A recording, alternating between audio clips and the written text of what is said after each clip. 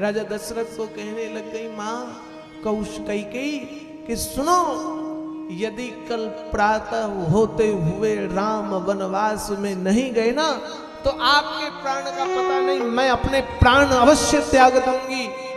ध्यान रखना चक्रवर्ती महाराज, आपके प्राण राम में बसते हों, राम चले जाएं तो आपकी मृत्यु हो सकती है, लेकिन मेरी मृत्यु हो गई ना तो कलंक लगेगा आपके मुंह पर, आपके मुंह के ऊपर कलंक लग जाएगा। किस बात का कलंक? कि चक्रवर्ती महाराज ने अपनी महारानी को दिए 2 वरदान, रघुकुल की रीति, राम पर खाई गई शपथ की सौगंध को ठुकरा दिया। महाराज आप मर जाएंगे तो लोग मुझे कहेंगे, मैं तो 4 दीवारी के भीतर रह करके वो कष्ट को सह लूंगी, वो कलंक को मैं 4 दीवारी घर के भीतर रहकर सह लूंगी, लेकिन आप राजा हैं, मेरे मरने का कष्ट, मेरे मरने का कलंक आप समाज के सामने कैसे सह सकते हैं? नहीं सह पाएंगे। यदि आज आपने ये विचार नहीं किया तो आप ध्यान रखना, कल प्रातः काल होते ही मैं प्राणों का त्याग कर दूंगी। राजा दशरथ आज उदास हैं, रात हो गई, भगवान राम राम रट रहे हैं। राजा दशरथ मूर्छावस्था पर हैं, अपने इष्ट सूर्यदेव को कह रहे हैं, हे सूर्यदेव, ये सूर्य वंश का दीपक यदि आप कल प्रातः काल उदय हो जाता है तो ये सूर्य वंश का दीपक अस्त हो जाएगा। राम वनवास में जाएंगे तो आज ये दशरथ राम के बगैर जीवित नहीं रह सकता। राम के वनवास में जाते ही ये दशरथ के भी प्राणों का अंत हो जाएगा। यहां बचेगा कौन, रहेगा कौन? कैकेयी तो नहीं चाहती मैं जिंदा रहूं। मैंने कैकेयी तीनों महारानियों में अति प्रेम कैकेयी को किया, किंतु आज वो अपने मुख से कहती महाराज आप मर जाएं तो मर जाएं, लेकिन मेरे शपथ को पूरा करें। ऐसी पत्नी होती है। राम राम रट बिकल भुआलू, जानु बिनु पंख बिहंग बिहार। राम राम रट रहे हैं राजा दशरथ, भगवान से प्रार्थना कर रहे हैं, प्रभु आप प्रातः काल ना हो, न जगे। रात बीती, राजा दशरथ व्याकुल है, भयातुर है, भोर के दृश्य का चिंतन करके सूर्योदय के बाद होना क्या है। सुबह हो गई, अवधवासी देख रहे आज राजा दशरथ के महल से चहल पहल नहीं है, राजा दशरथ के कक्ष से चहल पहल नहीं है। जो राजा को रात भर राम के राज्याभिषेक की उत्साह पर शाम तक देखा गया, वो राजा तो आज भोर से ही जग करके समस्त व्यवस्थाओं को देखना चाहते थे। उनको तो सारी व्यवस्थाओं पर आज निष्णात होना चाहिए था, उनको तो आज सारी व्यवस्थाओं पर ध्यान देना चाहिए था, किंतु आज ऐसा नहीं हुआ। आज ऐसा कुछ नहीं हो रहा है। आज तो राजा दशरथ के यहां शांति है। आज राजा दशरथ को जगता हुआ कोई नहीं देखा। कौन जाएगा? सुमंत को भेजा गया। गए सुमंत्र तब रायों मही, देखी भयावक जात डेराई। सुमंत जैसे ही गए, राजा दशरथ के कक्ष में देखा राजा की मूर्छावस्था, कई महारानी खड़ी है, राजा जमीन पर गिरे हुए हैं, अभी स्नान तक नहीं किया राजा ने। राजा की ये गति हो कैसे गई? राजा का ध्यान कहां है? ये हो क्या गया राजा को? महारानी कई ने कहा हुआ क्या है? ये सब राम की करतूत है, राम के कारण ऐसा हुआ है, राम ने ये सारी गतियों को किया है। जाओ राम को बुला करके लाओ। सुमंत जी महाराज राम जी के कक्ष पर गए और राम जी के कक्ष पर गए। राम अभी स्नान नहीं किए थे। प्रातःकाल ब्राह्मणों को क्या देना है, कैसे देना है, इस तैयारी पर हैं। सुमंत जी महाराज आए और सुमंत जी महाराज ने कहा, प्रभु आपको महाराज याद कर रहे हैं। राम जी को लगा इतने सुबह सुबह पिताश्री याद कर रहे, अवश्य किसी विशेष कार्य से ये बताना चाहते हैं कि राज्याभिषेक कैसे होना है, क्या करना है। राम आए, देखा पिता भूमि पर लेटे हुए हैं, मां को प्रणाम किया, पूछने लग गए, मां ये हुआ क्या है, ऐसा आखिर हो क्या गया?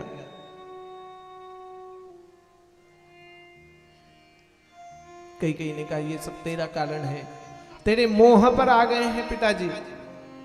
मेरे मोह पे? हाँ तेरे मोह पर है। मोह किस बात का? मैंने कह दिया कि 14 वर्ष के लिए राम को वनवास भेज दो, तो ये गति हो गई। राम कहने लगे, अवश्य मेरे से कोई गलत हो गया है। मैं तो सदा सर्वदा अपने माता पिता की आज्ञा मानने वाला हूं, अवश्य मेरे से कोई भूल हो गई। कई कहती नहीं, सुनु जननी सोई सुतु बड़ भागी, जो पितु मातु वचन अनुरागी। आप तो पिता माता की बात को मानने वाले हो, कई कह रही हैं। आपसे कोई दुख की बात नहीं हुई, ये तो हो ही गया, ऐसा हो ही गया। भरत हूं प्राण प्रिय पावहि राजू, विधि सब विधि मोय सन्मुख आजू। भरत को राज्य पवाने की बात मैंने कही, आपको वनवास में जाने की बात कही, बस इतनी सी बात से राजा दुखी है। तुम अपराध जोग नहीं ताता, तुम किसी अपराध के योग्य नहीं हो, कुछ हुआ नहीं है आपके साथ। जाओ आप अपने पिता को उठाओ, अपने पिता को कहो। सुमंत जी महाराज आए और सुमंत जी महाराज कहने लग गए, राजन महाराज नेत्र खोलिए, राम आपको पुकार रहे हैं। जैसे ही कहा ना राम पुकार रहे हैं, राम की बात कही तो मानो मृत देह पर संजीवनी आ गई। राम आए हैं। एक बार तो चेतना आई, लेकिन फिर सोचने लग गई कि मैं यदि जाग गया तो मुझे वो कहूंगा कैसे कि राम तुम वनवास की तरफ चले जाओ। भगवान को याद करने लग गए। आशुतोष तुम अवधर दानी, आरती हरहूं दिन जान न जानी। हे आशुतोष भगवान, आप आशुतोष हैं, आप महादेव हैं, आप देवाधिदेव हैं, शक्ति दें हमारे को, हमें शक्ति का संचार हो, सामर्थ्य आए हमारे पास। राम तेरे पास सामर्थ्य है, तू विद्रोह कर सकता है, मुझे बंदी बना ले, मुझे कारागृह पर डाल दे, मुझे बंदी गृह पर डाल दे, मैं वनवास तुझे नहीं भेज सकता। मैं वनवास की बात कैसे कह सकता हूं, कहां से तुझे वनवास भेजूं? राम, ऐसा संभव हो सकता है क्या? हाँ, ये वचन मैंने दिए हैं, वचन को पूरा करना होगा, लेकिन तेरे पास भी सामर्थ्य है। तेरे एक बार कहने पर राज्य पर विद्रोह हो जाएगा, तेरे एक बार संकल्प ठानने पर समस्त अवधवासी मुझे मारने के लिए चल पड़ेंगे। वो पिता अपने पुत्र के हाथों मर जाए श्रेष्ठ है, लेकिन मैं अपने पुत्र को वनवास कैसे भेज सकता हूं? राम जी कह रहे हैं, पिताजी 14 वर्ष की तो बात है, यूं बीत जाएंगे 14 वर्ष। मैं प्रथम बार कोई वनवास नहीं जा रहा हूं, कई बार मैं वन में गया हूं, गुरुकुल गया, विश्वामित्र जी महाराज के साथ गए। आप चिंता न करें, अभी जाता हूं, मैया से मैं आशीर्वाद लेकर के, मैया से अनुमति प्राप्त करके आता हूं आपके पास। पिताजी आप निश्चिंत रहें, 14 वर्ष तो यूं ही बीत जाएंगे। गए राम माता कौशल्या के पास। कौशल्या ने राम जी को ऐसा देखा तो कहने लगे, राम आज तुम तैयार नहीं हुए अभी तक, जाओ जल्दी रेडी हो। राम जी ने कहा, मैया एक बात पूछूं? हाँ पूछो। मैं बड़ा हूं कि भरत बड़ा है? माता ने कहा, तू बड़ा है बेटा। मां, एक बात मेरे समझ में नहीं आ रही है। क्या? अयोध्या की नगरी बड़ी है कि वन बड़ा होता है, जंगल बड़ा है? मां ने कहा, जंगल बड़ा है, अयोध्या की नगरी तो छोटी है ना बेटा। कहते हैं तो आज पिता ने बड़े बेटे को बड़ा साम्राज्य दे दिया और छोटे बेटे को छोटा साम्राज्य दे दिया। माता कौशल्या ने कहा, मैं समझ नहीं पा रही हूं, क्या कह रहे हो तुम? कहते, हाँ मां, अभी पिता ने मुझे बुलाया और कहने लग गई, ये अयोध्या का छोटा राज्य है, ये राज्य भरत को देता हूं। और वन तो बड़ा है ना, राम बड़ा है, इसलिए मेरे पिता ने मुझसे अयोध्या से बड़ा राज्य, वन का राज्य मुझे प्रदान किया। माता कौशल्या को लगा ऐसा संभव नहीं हो सकता है। दशरथ चक्रवर्ती महाराज, जिनके प्राण प्रिय राम हो, जो राम को विश्वामित्र को देना नहीं चाहते थे, जो राम विश्वामित्र को देने के लिए लड़ सकते हैं, वो राम को 14 वर्ष की वनवास की बात कहते हैं, ये असंभव है। कहने लग गए, ये केवल पिता ने कहा है या माता ने भी? राम कहते, नहीं, ये बात पिता दीन मोहि कानन राजू, ये राज्य पाठ देने की बात जो है ना, केवल पिता नहीं माता ने भी कहा है।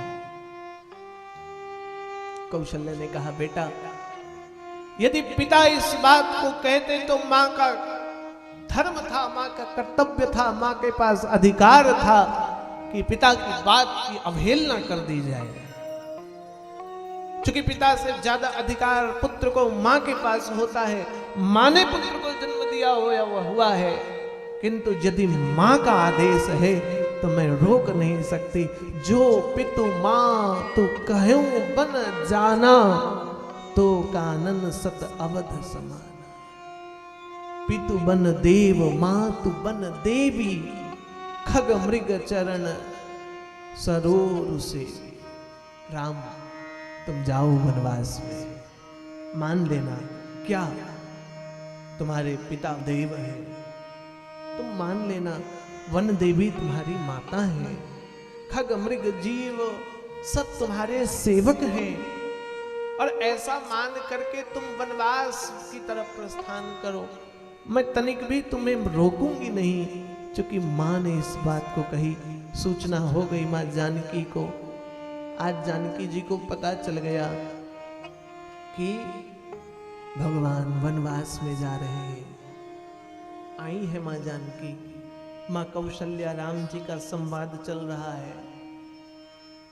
जानकी बोल नहीं सकती, बहू है, सास के सामने कैसे बोलेंगी।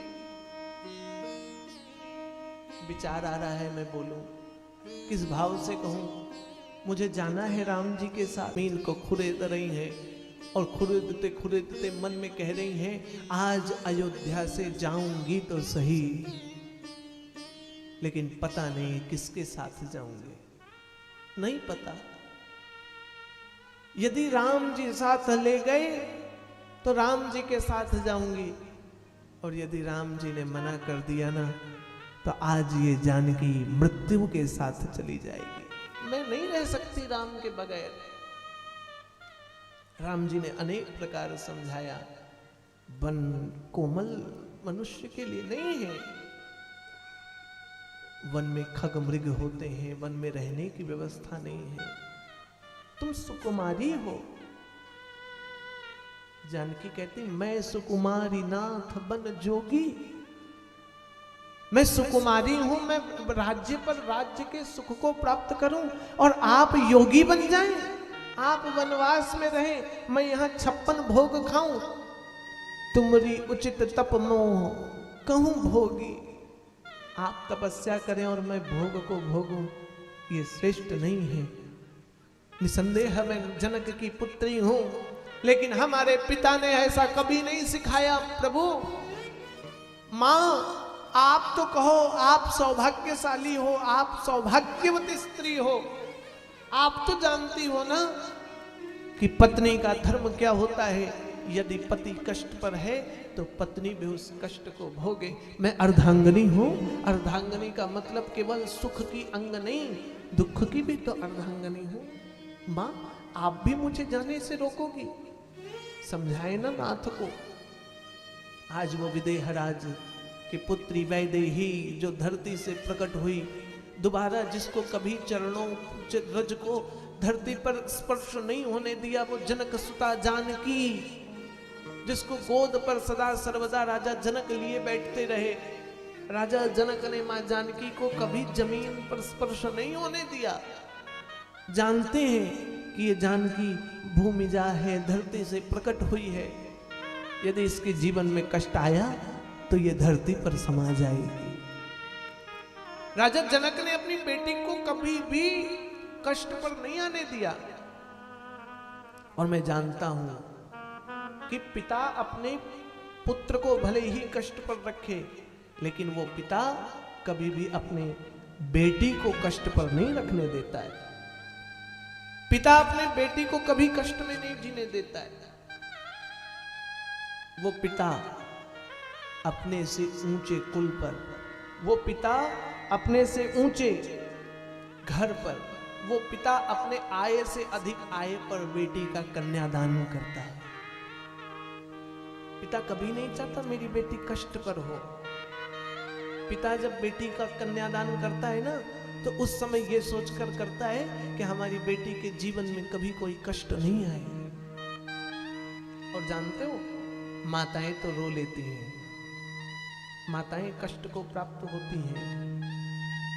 मां अपने जीवन में बेटी को पालती है।